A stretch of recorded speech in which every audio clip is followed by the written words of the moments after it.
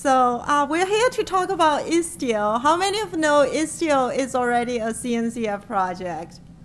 Yeah, pretty much every one of you. Good job. You guys really keep track of, I'm sorry. You guys really keep track of things. So today we're going to talk about what's next. If this comes up.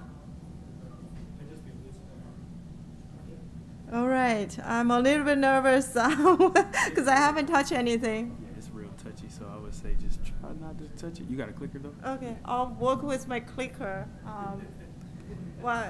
And then I need to stay close to the podium. So allow me to introduce myself. I work at Solo, by the way. We just changed our icon, so it's actually hard to keep track of company logo now these days.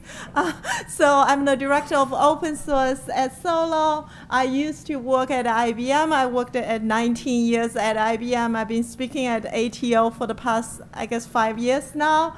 I currently sit on the Istio Technical Oversight and Steering Committee. I wrote 2 books about Istio. I'm really passionate about this topic. So while I was at IBM, I wrote this book, Istio Explained. So that really helped users to get started with Istio. It's a really short book. Just recently, last month, I also wrote another book about Istio Ambient Explained to help users get started with Istio Ambient Service Mesh, the new way to run Istio without Sidecar. So how many of you heard of Istio Ambient Service Mesh? Wow, a few of you, very good. I'm also a CNCF ambassador. I've wrote a lot of patents while I was at IBM. So 207, I took that screenshots on the day I was leaving IBM. So I was like, I will no longer have access to, I think IBM we used to call Blue Page. I can't remember what exactly they called it. It's like a company directory. It shows how many patents you have with the company. So I did it right before I leave. Yeah, so that is about me. For Istio project, as a project, we spend a lot of effort to listen to our users. So I want to take you through what we are hearing from our users, and then we're going to talk about the future of Istio. So the first thing I want to talk about is the upgrade survey. How many of you installed Istio on your environment or on your laptop? A few of you? Okay, so at the end of the install, we always link to an installation survey where you can provide us feedback about Istio. So if you look at actually this is not from the install survey, but we're going to talk about that soon. So CNCF produced service mesh surveys, a part of the cloud native survey. And if you look at the CNCF survey, it does show service mesh usage has been increasing for the past 2 years. And Istio is still the dominant service mesh, which is not surprising. And if you look at the users being using Istio, this is a good distribution from North America to Australia to Europe, so very good distribution of where users are using Istio. By the way, the survey was run through 1,500 users. About 800 users fill out for the service mesh portion of the survey. This is the upgrade survey, which we did as part of every single Istio install. As you can see, installation is one of the hardest areas we've been working for a very long time in the community. And the experience is on the bright side. It is improving from our user. So this survey came out in March this year. And if you look at our upgrade survey, you can actually find out some of our users are pretty brave to took into skip version upgrade. So what does skip version mean? So that means they can skip one version of Istio, for example, from 1.10 directly to 1.12.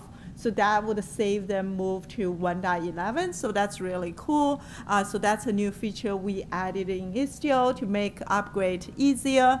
And the users are using adjacent upgrade actually went down because the skip version upgrade is available for them. This is an interesting performance report from the third party, which Istio has no relationship with. I don't think he's associated with any of the projects, so which is why I thought it was interesting. So from his report, if you look at 90% or 99%, Istio is actually doing very well compared with some of the other service mesh, and a lot of times Istio actually perform better than Linkd, which is contrary to what a lot of people are saying, particularly folks from the Linkd world. So that's very interesting. Now I want to spend a minute to talk about Istio community, really, really strong community. We have 400, I think we have 400 community members now, and we have about 60, 70 maintainers. We have very diverse companies contributing to Istio, so very healthy community. Now, I want to switch to talk about ambient service mesh because that's where the future of Istio is going. So if you keep track of Istio closely on istio.io, we have a blog site. And on September 7, these 3 blogs went out to introduce Istio Ambient Service Mesh to the community to show how you can get started with Istio Ambient and how the Istio Ambient security model compares with Sidecar. So definitely interesting to check it out if you're interested in Sidecarless, right? That's a lot of excitement around our users about. So let's talk about social media feedback. When we first announced on September 7, we announced Ambient with our Sidecar, a new data plane mode for Istio. And the interesting feedback we heard from Matt Klein. How many of you know Matt Klein? So Matt is the founder of Envoy, and which is the Istio control plane is being used, right? So Matt actually endorsed this approach, said this is the right path forward. Sidecar has always been an unfortunate implementation detail, and he agrees with the architecture Istio laid out. I actually spoke to Matt at KubeCon last week. Yeah, he was pretty excited about what Istio is doing with ambient service mesh. Now, the next thing, we talk about Istio sales to CNCF, so I'm not going to talk extensively here, but on September 28th, Istio become an incubation project at CNCF. Now, let's devote most of our time to talk about ambient service mesh. So why, first question we want to discuss is why would the community do such a thing, introduce a new architecture, right? So to explain that to you, I want to start with the challenges with Sidecar today. The biggest challenge is the transparency. So if you run, how many of you run Sidecar today? Yeah, so if you run Sidecar, that's right, you can let me know if what I say is wrong. First of all, it requires the injection of the Sidecar, right? So that's, you have to kind of change your flow a little bit, right? So you kind of have to drag the Sidecar along with your application container. And then second of all, the startup and shutdown sequence between your application and containers, it could generate complexity to you, right? Because the Sidecar could start after your application container, or the Sidecar could shut down before your application container, so that you may not have mutual TLS and your application may not even be functional. And unfortunately, in Kubernetes, Sidecar is not a first citizen, so this is no good way to handle the sequence issue right now in service mesh industry. The third challenging is as popular as Envoy as a CNCF graduation project, it still has lots of CVEs. If you go to the Envoy CVE site, or if you go to the Istio website, you'll see Envoy probably have CVE every single month, right? So what does that mean if there's a CVE? That means your Sidecar needs to be restarted to pick up the new Envoy. So it's not as easy as without changing to your application container. What if there's downtime, right? So you have to kind of handle that. And then last but not least, what if you're running Kubernetes jobs, right? If you're running jobs, Istio said, not just Istio, by the way, all the service mesh said, oops, we don't support Kubernetes jobs. Can you maybe try not to run jobs on service mesh? And also, what if you are using server-side first protocols, for example, MySQL or some of the other databases? Unfortunately, it still doesn't support that. So that is fairly limited with Sidecar. And what we find out with a lot of our users is as they walk through adding their services to the mesh with Sidecar approach, they find surprises. They find it works, it doesn't work. They have to read a lot of docs. So yeah, there's a lot of cost associated with transparency. The next thing is incremental adoption. So how many of you using Istio or a service mesh, maybe you just need one feature of the service mesh? Yeah, that's right. Unfortunately, with Sidecar, even though you just need one feature of your service mesh, it's a yes or no question for your Sidecar, right? So you don't actually get to choose, can I run a fraction of my Sidecar, maybe because I only need mutual TLS function of my service mesh? No, you don't get to choose that. It's all or nothing injection of your Sidecar. What does this mean? This means you could potentially over provision of your Sidecar resources. Also, you can't scale your Sidecar independently out from your application container, so that could potentially be resulting over provision of resources too. So unfortunately, Sidecar is all or nothing. It's not very, very friendly for users adopting service mesh. It's particularly users only need one or two features instead of the whole thing of service mesh. Now, how many of you see this tweet on social media? Yeah, it's actually a pretty fun tweet. So this guy, he's actually very famous in the Kubernetes community. He heard from a user 55% of CPU time was spending on Istio and Envoy, which is more than half their infrastructure cost, right? That is a lot. If you think about, just running service mesh, just running the Sidecar, 55%. So these are the motivations of why we introduce ambient service mesh, right? So we talk about transparency, we talk about incremental adoption, we also talk about infrastructure cost, right? Our user wants to save on the infrastructure cost. So what exactly is ambient service mesh? So ambient service mesh, we talk about, it's a new data plane, allow you to run your application in service mesh without the Sidecar.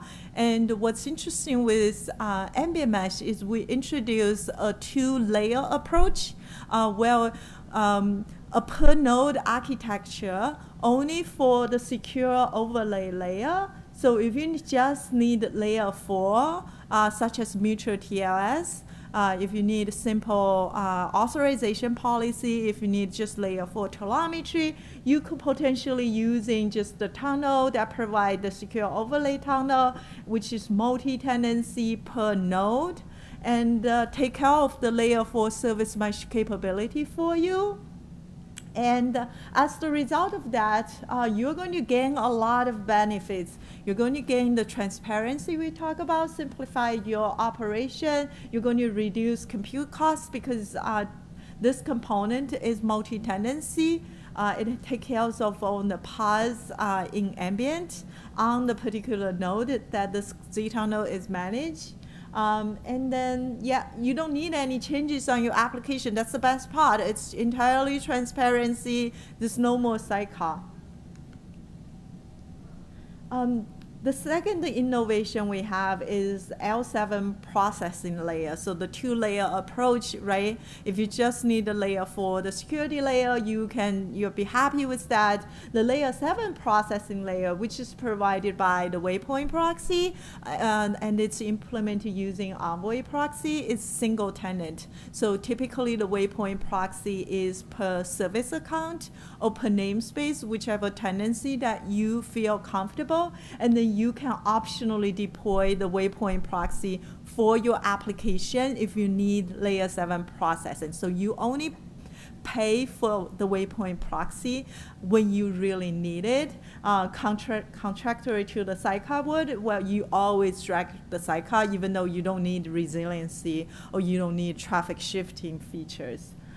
So that is the waypoint proxy. The other thing I want to really quickly highlight is the best part is these two architecture can coexist. So this is extremely important to Istio users out there, right? I talk about Istio has the largest deployment of service mesh in the world, right?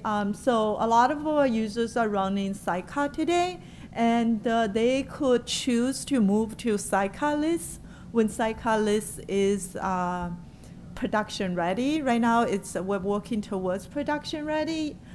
So these two can coexist. They can communicate to each other. They can coexist within the single Kubernetes cluster. So they can freely move and choose the best architecture based on their needs. So let's quickly talk about install Ambient. If you ever install Istio, you know we provide Istio installation profile. I saw you nodding your heads. Good job. So essentially, you can use Istio Cuddle, or you can use the operator controller, or you can use Helm to install Ambient. We haven't had anybody trying Helm, so I put question mark, but we do expect to work. It's just working out the issues. But Istio Cuddle definitely work with the Ambient profile. So essentially, you just do Istio Cuddle install profile equals Ambient. That would install the Ambient profile for you. We do expect Ambient profile to become the default profile for Istio when it's production ready, right? That's why people talk about Ambient is the future of Istio and what is installed, right? The moment you press the install button to install the Ambient profile, you will have Istio CNI plugin installed. This is a required component for Ambient. What it does is to monitors all the pods in Ambient, making sure we can set up the traffic redirection from the ZTON node to the application pods. So all the traffic going into the application pods and going out of the application pods always goes through the ZTON node. So it's kind of like the IP table redirector for Sidecar, but now because we don't run with Sidecar, so we want to make sure it's redirect to the ZTON node co-located on the same node. We talk about ZTON node that's providing the secure tunnel for each of the node it runs, so it runs as a daemon set. Istio D continues serve as the Istio control plane and the Istio ingress gateway, which is same as today. Now, including application in Ambient is actually really, really simple. All you need to do is go to your namespace and label that particular namespace with data plane mode Ambient. So that essentially tells the Istio CNI this particular namespace wants to be Ambient, so it will scan all the pods in that particular namespace and set up the traffic redirection that we talked about earlier. So all the traffic can go through ZTON node for incoming and outgoing of your application pods in Ambient. So you can continue to run within a single Kubernetes cluster. You can run pods without in the service mesh, or you can run pods with Sidecar with Istio injection enabled, and then you can run with Ambient. So it's very, very simple, but the best part is you don't drag this Sidecar in your application pod.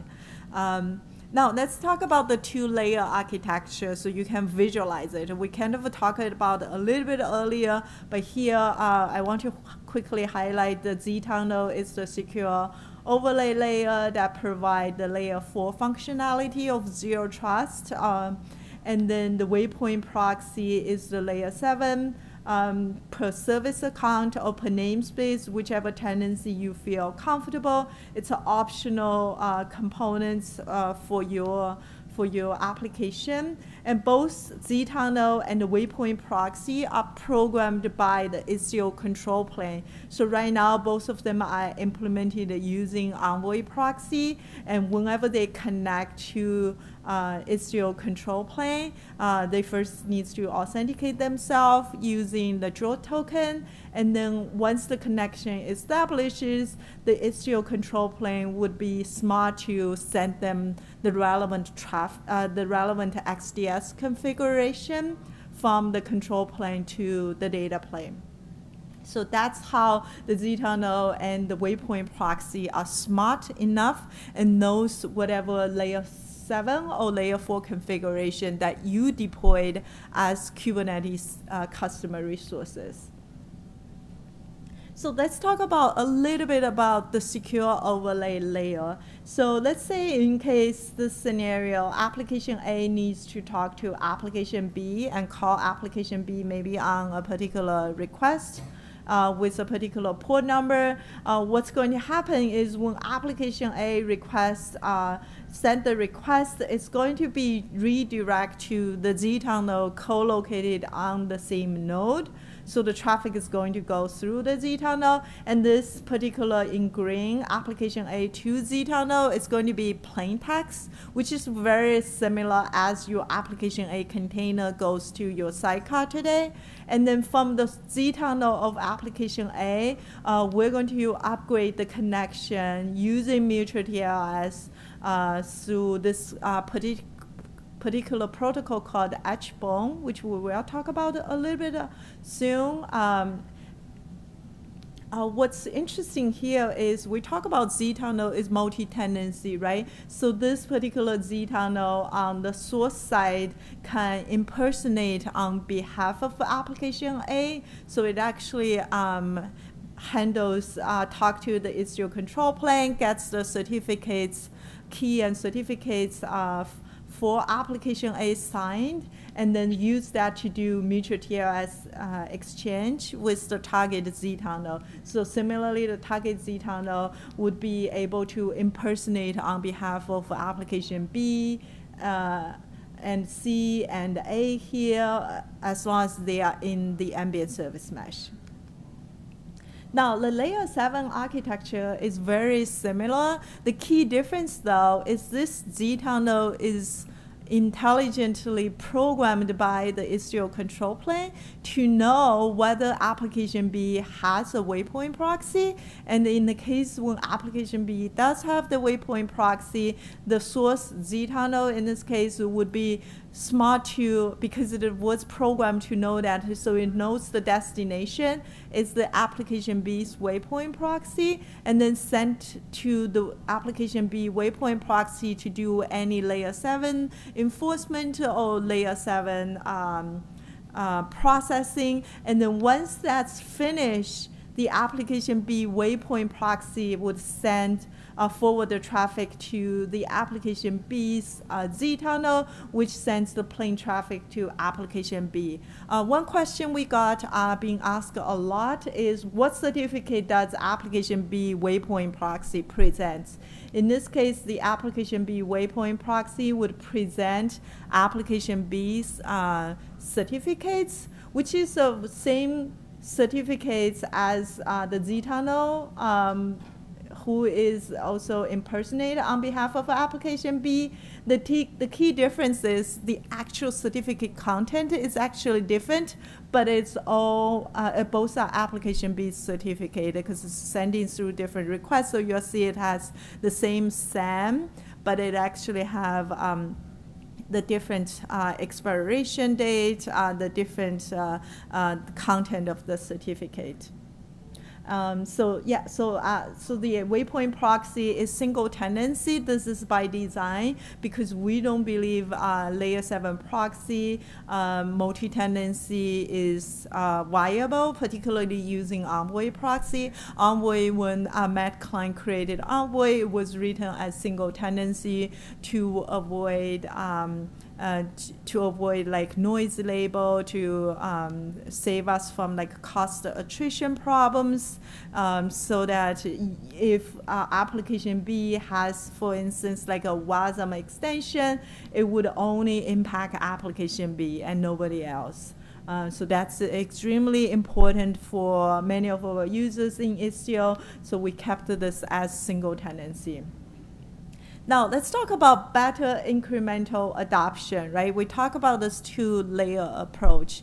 The secure overlay layer, which is provided by zTunnel, which is multi-tenancy. It handles all the pods in Ambient on that particular node while zTunnel runs. So it can do mutual TLS tunneling. It can do simple authorization policy. It can also do layer 4 telemetry along with TCP-based routing. So yeah, if this is happy for you based on your business needs, you could just run the secure overlay with zTunnel without the layer 7 processing.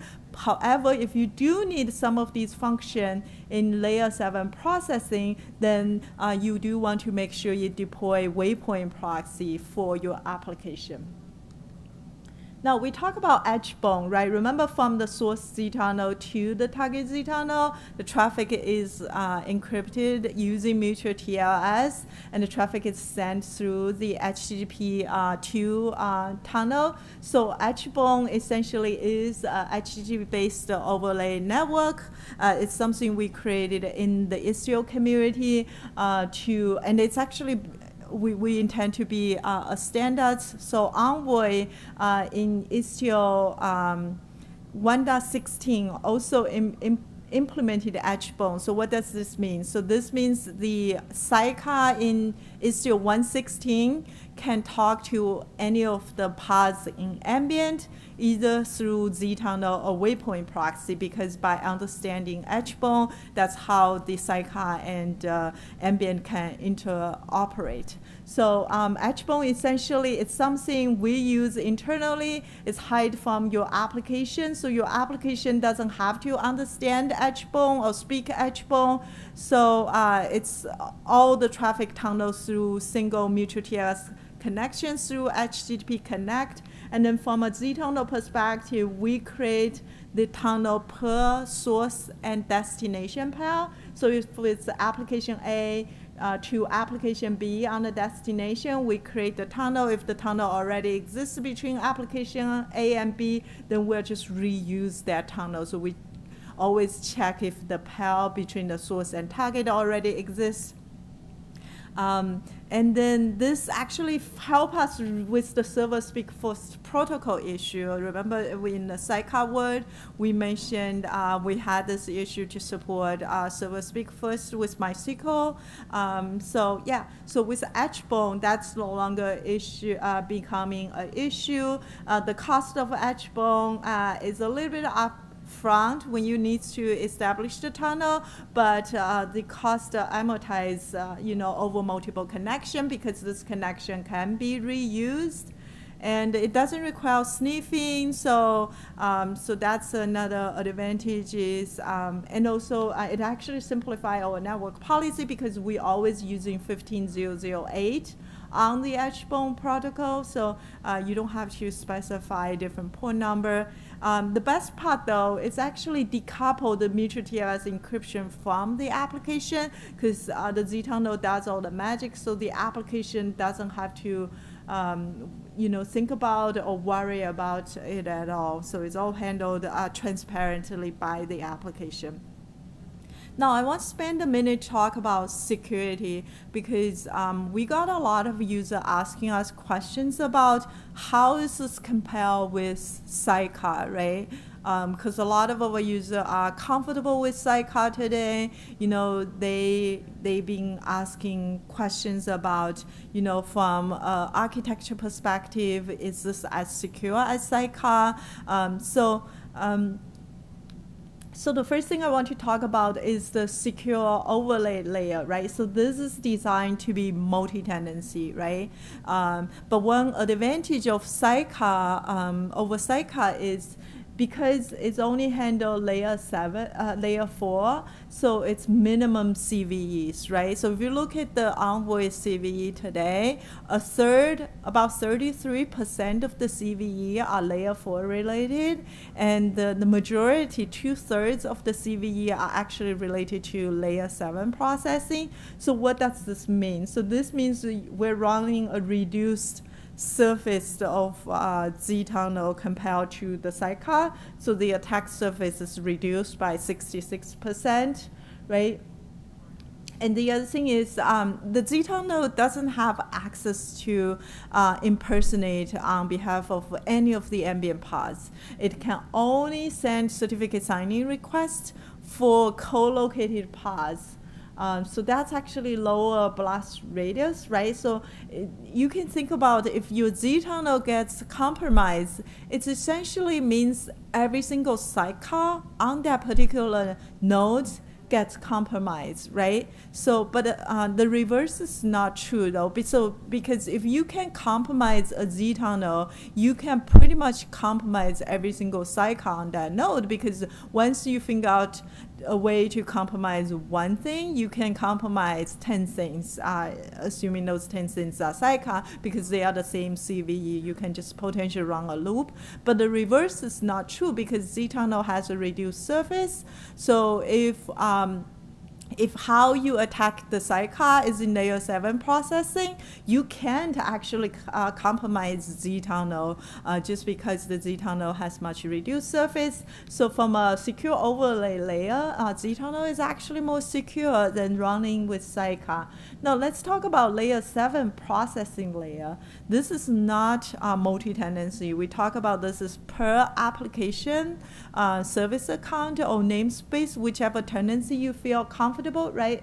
So it's designed to be extensible, to eliminate the noise label, cost attrition, and the issue comes with multi-tenancy layer 7 Envoy, which we know Cilium Service Mesh was doing. So this component should be as same as Sidecar today, right? So because it's dedicated to your service account. So we don't believe this is not as secure. This should be as same secure as your Sidecar. And then the next question you probably want to ask is, what if your application get compromised, right? Nobody writes perfect code. You know, Envoy has like a few dozens of maintainers, and we still have so much CVE with Envoy proxy almost every single month, right? That's because no one writes perfect code.